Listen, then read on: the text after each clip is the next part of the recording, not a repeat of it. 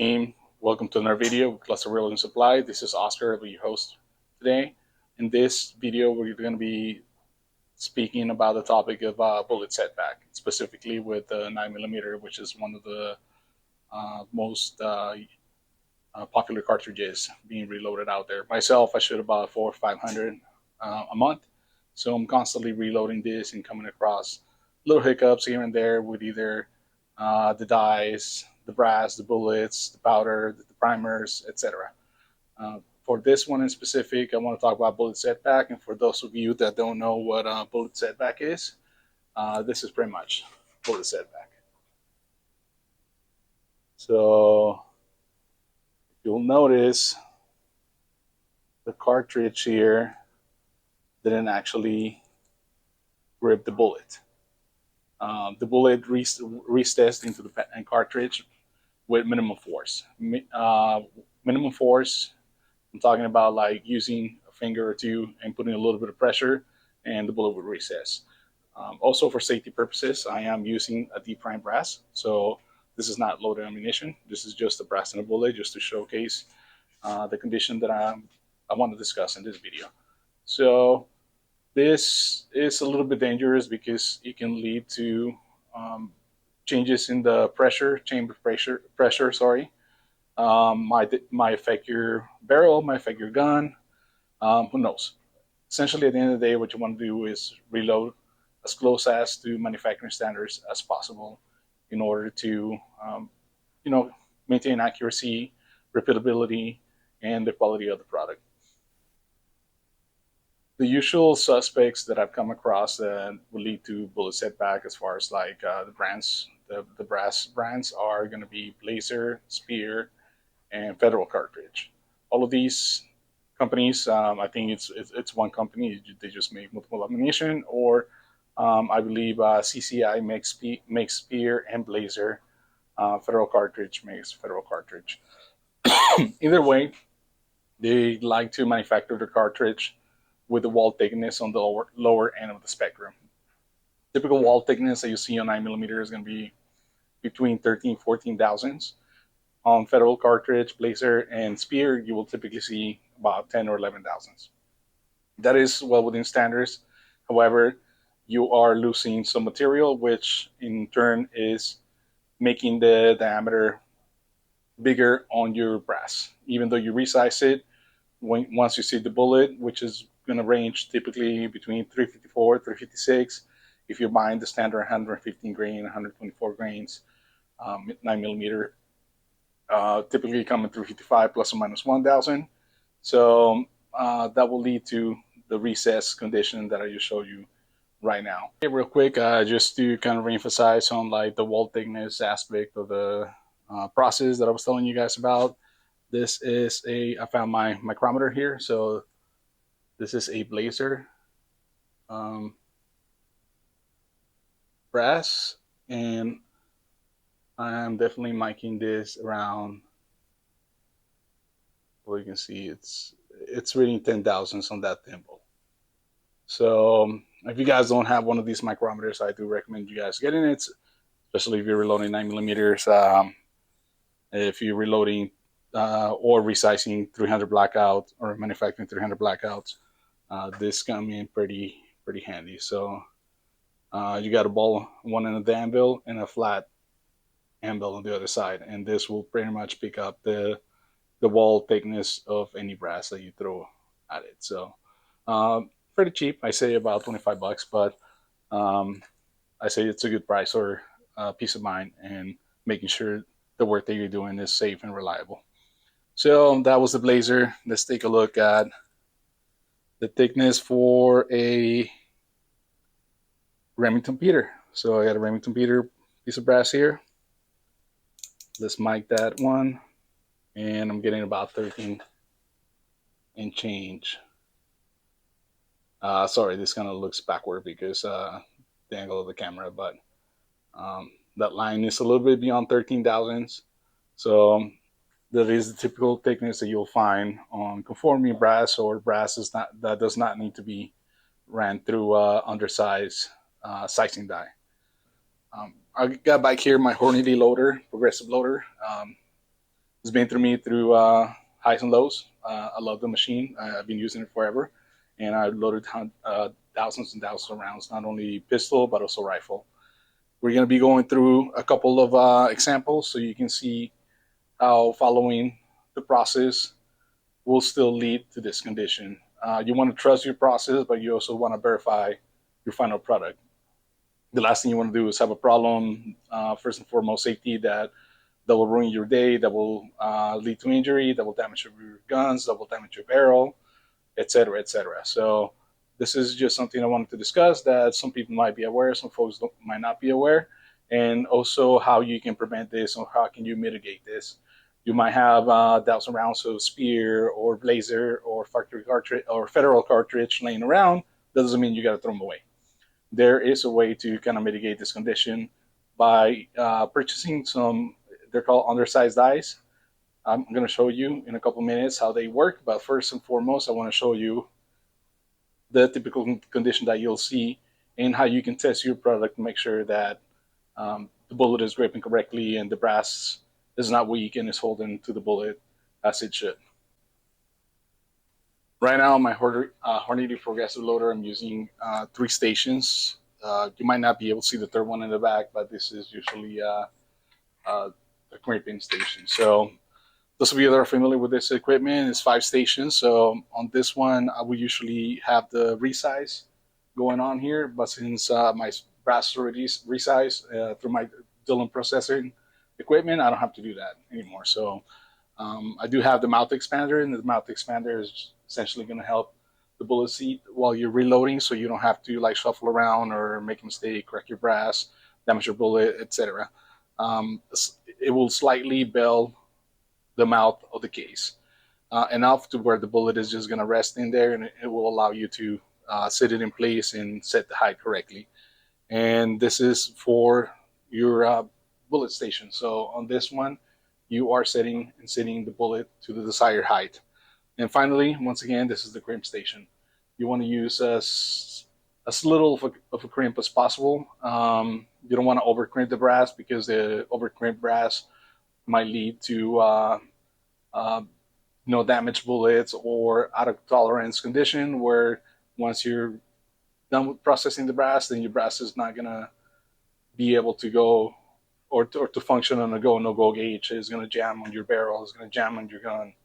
So you want to use as little crimp as possible to make sure that your brass is conforming. So first, we're going to start with the batten. So we're going to grab one of the suspect brass manufacturers. In this case, I got good old Blazer here. I don't know if you can see the brand. Hopefully, it'll focus correctly. So I got Blazer. I'm going to run it through the standard stations like I always do. Once again, on my first station, it's going to be empty because the brass was already resized. The second station is going to bell the mouth. Oops, looks like I didn't have this tight. It's going to bell, open up the mouth just a little bit to allow the bullet to seat there. Third station, it's open. Fourth station is what I used to seat the bullet. So in this case, I believe I have it set to like 115 thousandths, 120,000. So it's going to be 120,000, so 119. For the Hornady reloading manual and the Lee reloading manual, it's going to be anything between 110 thousandths. They recommend 110 thousandths, so usually around 110, 120. It's kind of difficult to get the repeatability on the Hornady progressive reloader. So my results, even though I try to set it as close as those dimensions that are called out on the reloading manuals, they're going to vary about 5 thousandths. So either way, I got my bullet set to 120 thousandths there. Now I was going to go on the crimp, and you can feel the bullet crimping. You're going to bring it out. If this was actually a loaded round, I got no primer. Once again, this is just for educational and entertaining purposes only. So YouTube, you've been warned. now this should be a functioning round. So now it looks all nice and pretty. Uh, looks to be to size. You can check it on your go no go gauge. It's gonna slide in perfectly, no problems at all. However, once you put a little pressure on that bullet, bam. I mean, this is ridiculous. Yeah, you're thinking you got a good round, and surprise, no, it's not good. So this was a Blazer one. I'm gonna see if I can find a Federal cartridge or Spear. I got a Spear brass here, so I'm gonna try the same thing with that one, same process, so you guys can see how. And that little mystic is from my dryer in the background. I apologize for that. Oops, almost skipped the bullet here. So cedar bullet, crimper bullets. Once again, you got your round. Awesome, goes on you go no go gauge. Let's go ahead and put a little bit of force on there. This one didn't go in as far. I don't know if you did hear that click, but it did go down a little bit. So, and I have it to 120. So this is right now measuring 109 thousandths. So it did go down about 10 thousandths. I'm pretty sure that if I put a little bit of force on my bench here, it will go down even farther. Oh no, it is actually holding steady. But once again, the variability in the process is something I'm trying to remove. So in this case, this one Spear brass was somewhat two standards. So let's see now with a Federal cartridge, which I have in my hand here now. We're going to test it out and see what results we get. One, opens mouth, nothing, sitting the bullet, crimping the bullet, see what we got. So no, this one didn't move at all. Let's put a little bit of pressure on my bench, and there it goes. So it took a little bit more than like a finger pressure, but either way, if you got a conforming installation of the bullet, it is not going to recess its way in there. Now to show how this varies with let's say WMA, which I have here, Winchester Military Ammunition Brass, you're going to see that there's not going to be any problems when we follow the same process. I'm going to be pushing pretty hard, not too hard, obviously, but with a good amount of force on my bench to make sure the bullet height didn't change. Sit down, crimp, try to do it with your fingers, nothing. Try to do it on your bench, nothing.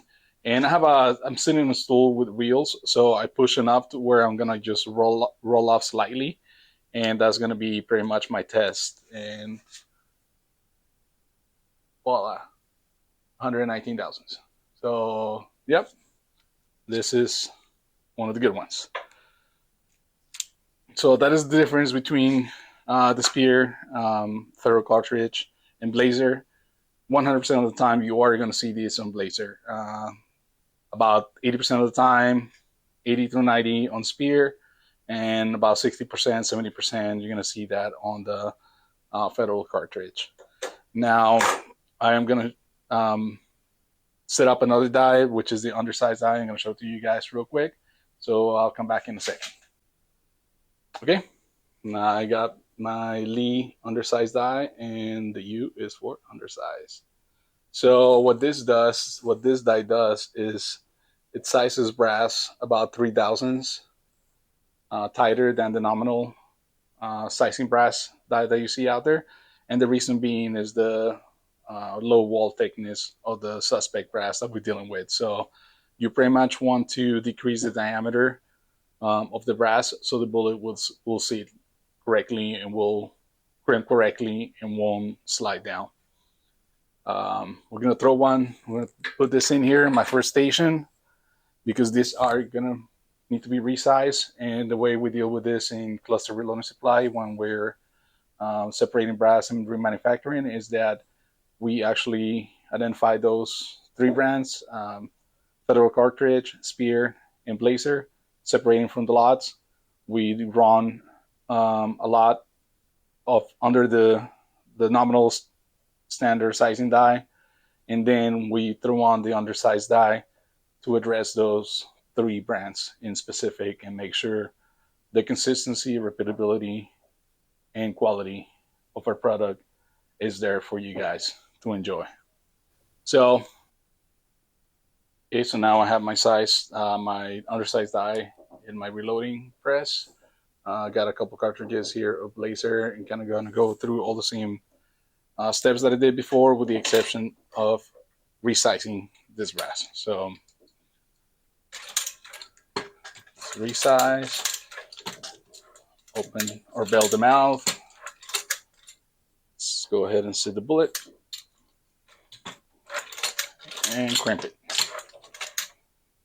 Now, once again, safety, safety, safety. No primers, no powder. You're gonna try to push this as hard as you can. The bullet's not going anywhere. Do my bench test where I just lightly roll away on the stool that I'm sitting at. It's not gonna go anywhere.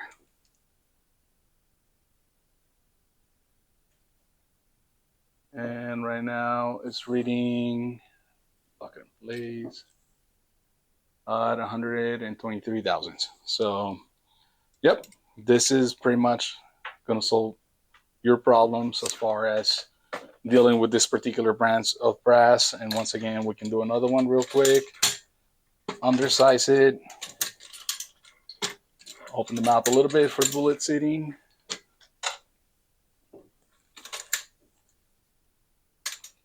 Sit your bullet.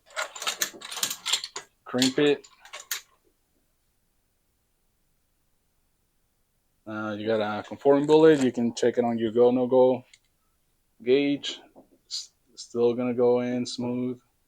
Still going to come out smooth. So the undersized die is not going to affect this type of brass. It's just getting it back up to print where we need it to be. Doing the press check. Fingers, nothing. Rolling away, nothing. So there we go. If you guys ever had any bullet setback problems with the Blazer brands, Brand Brass, or Federal Cartridge, Spear, this is how you mitigate that condition. Hopefully you guys enjoyed this video. I'll try to make more videos in the near future, just kind of balancing standard work hours, which I work 12 hours a day, plus my business side, plus the family gets a little bit complicated. I know I said that before in the videos, but we are going to be as transparent as possible, and we are going to be putting content out there to make sure people reloading have the knowledge needed and the equipment needed and the requirements, understand the requirements to yield a good product at the end of the day and enjoy your time at the range. Feel free to hit us up through our email, clusterreloadingsupply@gmail.com. Leave your comments below. Please hit that like button. Please go ahead and subscribe. Pretty soon we're going to be doing some giveaways, so excited about that. We'll see you guys soon. Take care.